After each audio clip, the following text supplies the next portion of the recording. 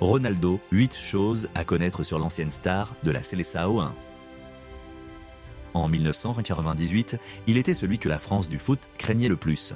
Oui, il était celui qui allait nous empêcher de devenir pour la première fois de l'histoire champion du monde. Et pourtant, il n'en a rien été. Brillant un ballon au pied, Ronaldo Luis Nazario de Lima, dit Ronaldo, qui célèbre ce mercredi 22 septembre ses 45 ans, a flanché. France 3, Brésil 0. La suite des Bleus, on la connaît. Mais et lui ? Lui, il a poursuivi sa route à l'Inter Milan, puis au Real Madrid, avant de revenir en Italie, cette fois à l'AC Milan, avant de terminer sa carrière au Corinthians de Sao Paulo 2. Étant donné qu'il partage son patronyme avec un autre Ronaldo célèbre, il a bien fallu se distinguer. C'est ainsi que depuis que le Portugais CR7 lui a volé un peu la vedette, Ronaldo, autrefois baptisé le Phénomène, a été rebaptisé R9. 3 Ronaldo est père de 4 enfants nés de plusieurs relations. Il a eu Ronald, 20 ans, avec sa première épouse Mylène, une ancienne footballeuse, pro. Ensuite, avec sa nouvelle épouse Maria, il accueille 2 petites filles. Maria Sofia en 2008 et Maria Alice en 2010. Mais dans l'intervalle, une jeune femme la signe en justice pour reconnaissance en paternité de Alex, son petit garçon, né en 2005. Ronaldo se plie au test de paternité avant de reconnaître l'enfant et de lui donner son nom. 4. Ronaldo doit son prénom au médecin qui a assisté sa mère lors de sa naissance. Bel hommage. 5.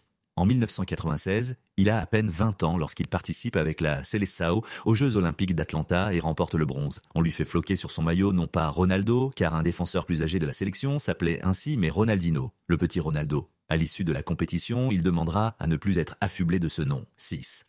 En mai 1998, ce fervent catholique sollicite une audience auprès du souverain pontife à Rome. Jean-Paul II l'accueille chaleureusement pour un bref entretien. Le jeune footballeur lui remet à l'issue de leur rencontre 2 de ses maillots, un de l'Inter, un autre de l'équipe nationale 7. On se souvient tous d'un joueur quasi absent sur la pelouse du Stade de France ce 12 juillet 1998. Ronaldo n'aurait en fait jamais dû jouer cette finale. La veille, en effet, il aurait été pris dans sa chambre d'une très grave crise d'épilepsie. Certains disent aujourd'hui qu'il a failli mourir d'une crise cardiaque qui a nécessité de nombreux examens. Le coach de l'équipe du Brésil était à 2 doigts de ne pas l'aligner sur la feuille de match.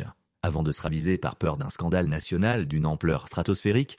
8. Lorsqu'il a remporté le Ballon d'Or 1997, Ronaldo était le plus jeune lauréat depuis la création du trophée 1956. Il avait alors 20 ans.